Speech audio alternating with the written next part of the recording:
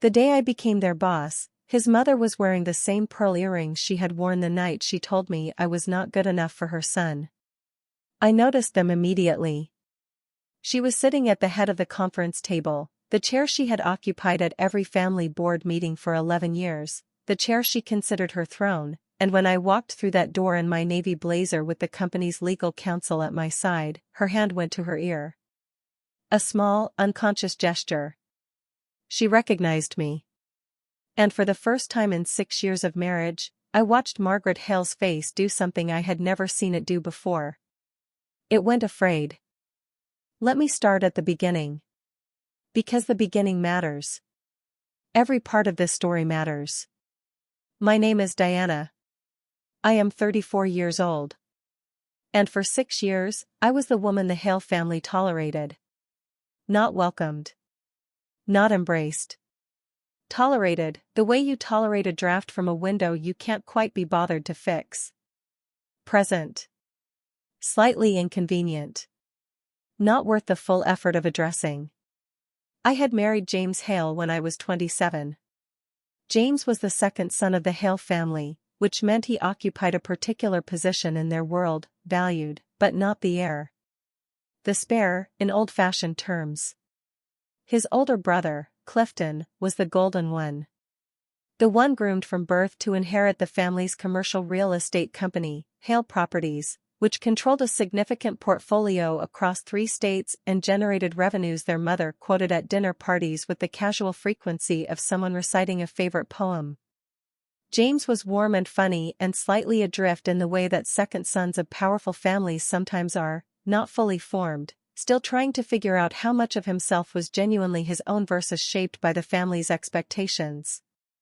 I had loved him for his kindness and his self-awareness and the way he looked at me, in those early years, like I was the most interesting person he had ever met. I was a paralegal when we married. Later, I went back to school part-time and finished my law degree. I was working at a mid-size firm when the events of this story began.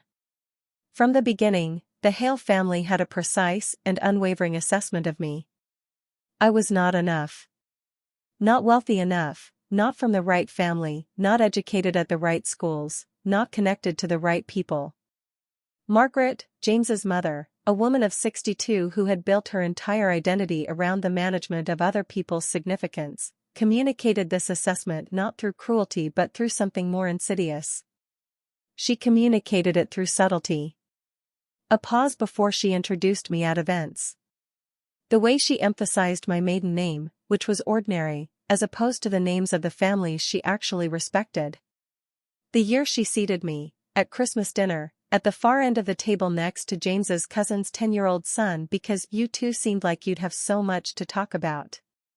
Clifton's wife, Bree, a woman who had arrived with a trust fund and a social pedigree that made Margaret visibly relax every time she walked into a room, was given the seat at Margaret's right hand. I was given the child. James always noticed. James always apologized afterward, privately, with genuine remorse. And I always told him it was fine. Because I had learned, early in our marriage, that calling out the Hale family's behavior to a Hale was like trying to describe a color to someone who had been looking at it so long they could no longer see it. So I said nothing. I kept going to dinners. I smiled at Margaret's pauses. I sat next to the 10-year-old, who was actually excellent company, and I built my career quietly, steadily, on my own terms. And I waited. Not for revenge. I want to be honest about that. I did not spend 6 years waiting to burn their world down. I spent 6 years becoming someone. The burning came later. And it came from a direction none of us expected. My father died when I was 9. He was a quiet man. An accountant. He had grown up poor, worked his entire life with careful precision, and built something modest but real. When he died, the only significant thing he left behind was a safety deposit box that my mother did not open until I was in college. Inside it was a letter. The letter was from a man named Gerald Ashton. Gerald Ashton, my mother explained when I asked, was my father's biological uncle, a man my father had been estranged from for most of his adult life due to a family falling out that predated my birth. Gerald was my father's only surviving relative on his side. He had never married. He had no children. And he had, over the course of his 71 years, built one of the most successful private equity portfolios in the region. The letter said that Gerald had been watching my father from a distance. That he regretted the estrangement. That he had updated his estate documents to reflect his wishes, and that those wishes included my father, and upon my father's death, his heirs. My mother, overwhelmed with grief and 3 children under 12, had filed the letter away and never followed up. When I found it in college, I called the number on the letterhead. Gerald Ashton answered on the second ring. I want to describe Gerald carefully, because he deserves it. He was 73 when I first met him. Small and precise, with white hair and glasses that were always slightly smudged, and a mind that moved with the particular sharpness of someone who had spent 50 years making consequential decisions and had never once stopped paying attention. He was lonely in the way that people are lonely when they have spent their lives prioritizing the wrong things and arrived at the end of the list to find no one there. He had no family. He had colleagues and business associates and a housekeeper named Vera who had been with him for 20 years and clearly loved him, and that was mostly it. When I showed up at his door, 20 years old, clutching my father's letter, more nervous than I had ever been in my life, he looked at me for a long moment and then said, "You have your father's eyes." I always hoped someone would come. We had dinner that night. And the next time I visited. And the time after that. Over the following years, as I finished school and started working and married James, Gerald and I built something I had not expected, a genuine relationship. He became the grandfather I had never had. I became, in his words, the family he had given up on finding. He taught me about business. Not abstractly, concretely, in real time, over dinners where he would walk me through a deal he was evaluating or a decision he was wrestling with. He trusted my instincts in a way that, at first, surprised me and then slowly recalibrated how I thought about myself. "You have good judgment," he told me once. "Better than most people I've worked with. Don't let anyone convince you otherwise." I thought about Margaret's pauses when he said that. I said nothing to James about Gerald's wealth. Not because I was hiding it, but because it felt private and tender, this relationship I had built, and I did not want it to become something the Hale family could file and categorize and assess for relevance. James knew I visited an elderly relative occasionally. He had asked once if he should come along, and I had said gently that Gerald was private and it was important to take it slowly. He never pushed. That was one of the things I loved about him. Gerald died on a Wednesday morning in March, 3 years ago. He was 81. It was not unexpected. He had been declining for 8 months, and I had spent as much time with him as I could manage, sitting with him in his study while he dozed and talking to him about everything and nothing when he was awake. The last thing he said to me, 3 days before he died, was, "You're going to be fine, Diana. You were always going to be fine. I just wanted to make sure you knew it." His attorney called me 2 weeks after the funeral. I sat across from a woman named Patricia Connors in a wood-paneled office, and she read me the contents of Gerald Ashton's estate. The total value of the estate was approximately $47 million. I was the sole heir. I sat very still in that chair. $47 million. I thought about the 10-year-old at the Christmas table. I thought about Margaret's pauses. I thought about Gerald saying, "You have good judgment, don't let anyone convince you otherwise." I pressed my lips together and I did not cry until I was in my car, alone, in the parking garage. I did not tell James immediately. I told him that evening, at home, sitting at the kitchen table with 2 cups of tea between us. He was quiet for a long time after I finished. "How long have you known him?" he said. "Since I was 20, I said. 14 years. Another long silence. "And you never told me the scope of it," he said. Not accusatory. Genuinely trying to understand. No, I said honestly. I didn't want it to become a Hale family conversation. I wanted it to stay mine. He looked at me. You didn't trust me. I held his gaze. I trusted you. I didn't trust your family. And I knew that what you knew, they would eventually know. He sat with that for a while. I watched him work through it. Then he said, "Are you going to tell them?" "Yes," I said. "But not yet. I want to get everything organized first. The legal structure, the financial management. I want to know what I have before anyone else starts having opinions about it." He nodded slowly. "And then, this is the moment I think about when I think about why I stayed married to James Hale," he said. "I'm proud of you. For building that relationship. For keeping it yours. That was brave." I loved him very much in that moment. I spent 6 months organizing. I worked with Patricia Connors and a financial advisor Gerald had recommended in his estate documents, a careful, brilliant woman named Sandra who became one of the most important people in my professional life. I learned the full scope of what Gerald had built. The private equity positions. The real estate holdings. The quiet, significant, entirely private fortune of a man who had never needed anyone to know about it. I became, in those 6 months, someone new. Not outwardly, I still went to work. I still went to Hale family dinners and sat where I was placed and smiled at Margaret's pauses.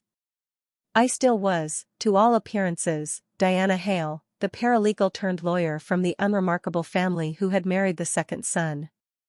But inside, something had settled. A sureness. The way a building feels different once the foundation has been reinforced, the same on the surface, immovable underneath. I knew what I had. And I knew what I was. The Hale family dinner where everything changed happened on a Saturday evening in October. Margaret had organized a family gathering to discuss Hale Properties' future. Clifton had been having some difficulties, a deal that had gone sideways, some tension with the board, and Margaret, who had positioned herself as the family's emotional and strategic center since her husband's death 5 years earlier, had decided a united front was required. I had been invited as James's wife. Not as a participant. As furniture. I arrived in a dress Margaret had once complimented, one of the 3 things she had ever said to me that wasn't qualified, and sat in my usual position. Not at the head. Not beside Margaret. Where the draft from the window always settled. The conversation moved through the family business with the comfortable ease of people who had been having the same conversation for decades. Clifton talked about repositioning the portfolio. Margaret talked about protecting the family's legacy. Bree, at Margaret's right hand, nodded at appropriate intervals. Then Margaret said something that she had said versions of before, but that night said with a directness that surprised even me. "The problem is that Hale Properties needs new capital. Real capital. We've been discussing bringing in outside investors, but the right partnership hasn't presented itself." She looked around the table. Her eyes moved past me with the same efficiency they always did. "We need someone who understands what this family has built. Someone with the right profile." Right profile. There it was. I picked up my wine glass. Set it down. Made a decision. "I might know someone," I said. The table went quiet in the particular way tables go quiet when something unexpected happens. Margaret looked at me. Direct, for once. "I beg your pardon?" "I said I might know someone," I said. "A private equity perspective. Significant capital. Genuine interest in commercial real estate." Clifton was watching me with an expression caught between amusement and condescension. "Diana, we're talking about a substantial capital partnership. This isn't." "I know what you're talking about," I said pleasantly. "I'm a lawyer. I've been reading your quarterly reports for 6 years. A beat." Would you like me to make the introduction or not? The silence was extraordinary. Margaret set down her fork. Who is this person? I looked at her steadily. Me, I said. I want to describe that silence accurately because I have thought about it many times. It lasted approximately 4 seconds. In those 4 seconds, I watched 6 years of Margaret Hale's carefully constructed assessment of me undergo a structural failure. I watched Clifton's amusement evaporate and become something that was trying to look like skepticism and was actually the first stage of alarm. I watched Bree, to her credit, blink with genuine surprise and then look at me with what appeared to be a reassessment happening in real time. James, beside me, had gone very still. But I felt his hand find mine under the table. I'm sorry, Margaret said. Her voice was precisely controlled. I inherited a significant private equity estate 3 years ago, I said. I've spent those 3 years learning it and growing it. I'm now in a position where strategic real estate investment makes sense. I held her gaze. I'd been aware of Hale Properties' situation for some time.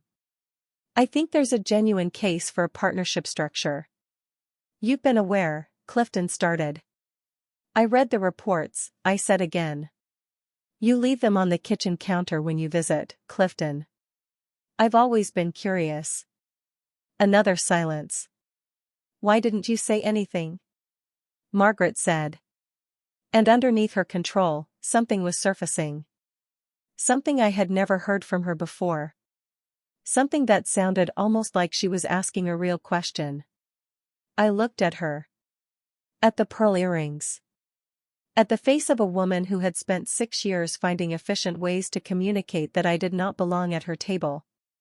You never asked, I said simply. The formal meetings began the following week. I brought Patricia Connors and Sandra. I brought the documentation of the Ashton estate's current holdings and financial position. I walked into Hale Properties' offices, a building I had attended Christmas parties in for 6 years as a guest, and I sat at the conference table as a principal. Margaret sat across from me. She was wearing the pearl earrings. She looked at me across that table with an expression I had never seen on her face before, and I understood it immediately because I had felt its cousin many times at Hale family dinners. She was recalibrating. Not apologizing. Not yet. But genuinely, effortfully, visibly recalibrating, reprocessing 6 years of information through a different filter and arriving at conclusions she had not expected. The business conversation was serious and substantive and I was prepared for every part of it. Sandra had made sure of that. At one point, during a break, Margaret approached me at the coffee station. Diana, she said. Her voice was different. The pauses were gone, or rather, the pauses were there but they had changed character. They were no longer dismissive.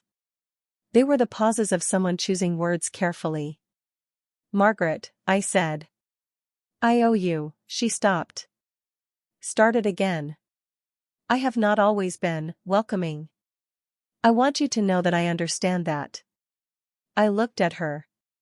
At this woman who had handed me a metaphorical pile of dirty plates for 6 years and expected me to smile and carry them. I appreciate you saying so, I said. I didn't know. You didn't need to know, I said.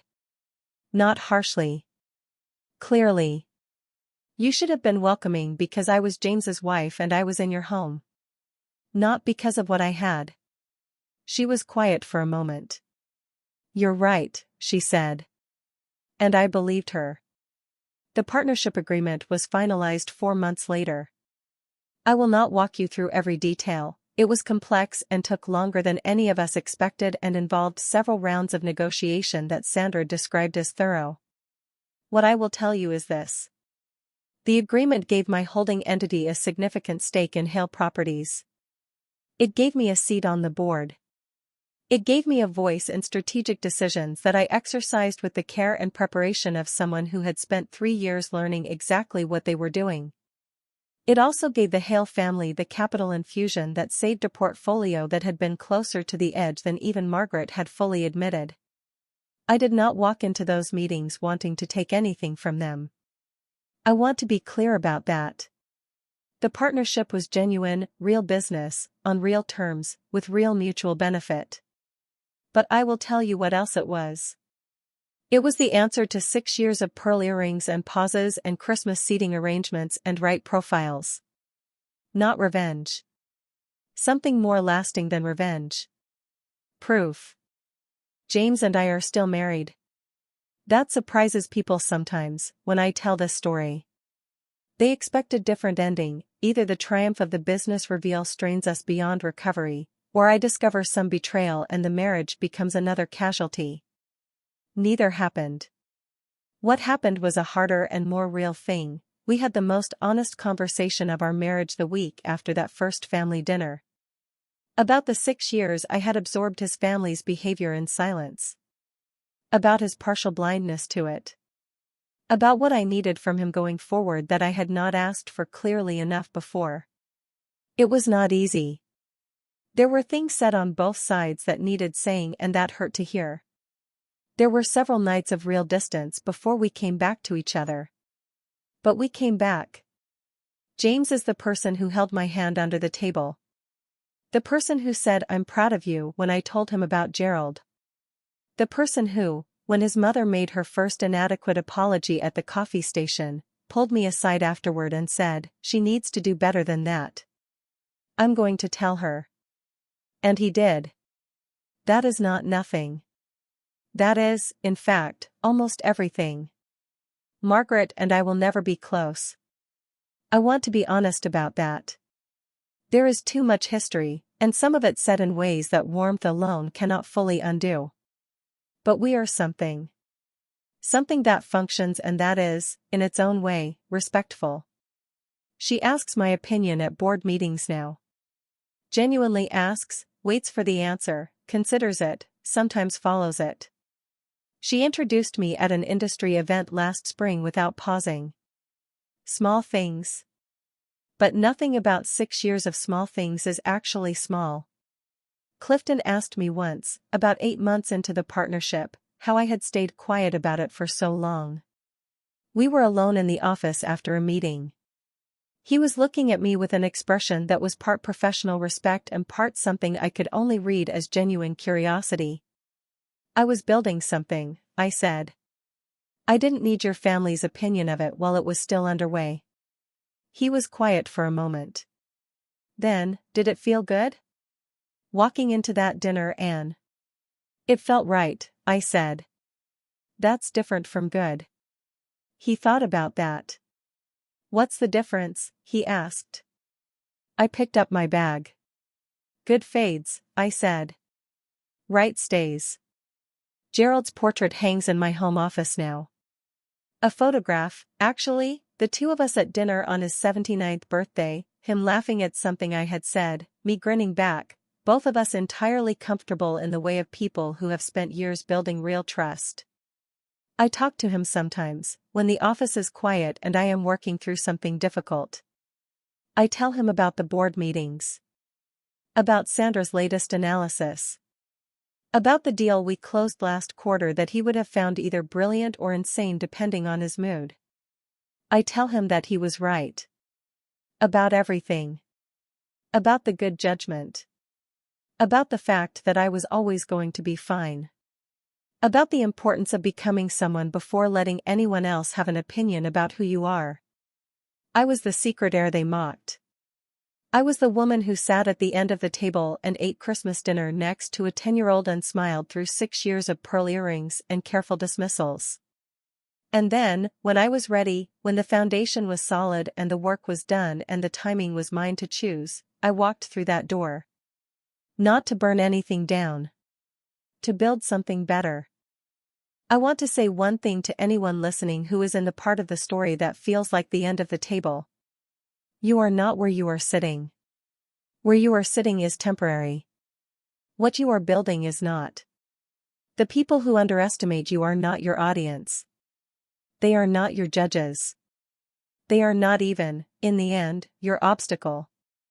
They are just the room you are passing through on the way to the table you are going to build yourself. Keep building. Do the work when no one is watching. Learn everything. Take nothing for granted. Stay curious, stay patient, and stay so thoroughly, quietly, unshakably yourself that when the moment comes, and it will come, you walk into it already knowing exactly who you are. The pearl earrings will still be there. And you will be ready. If this story found you at the right moment, share it with someone who needs to hear it today.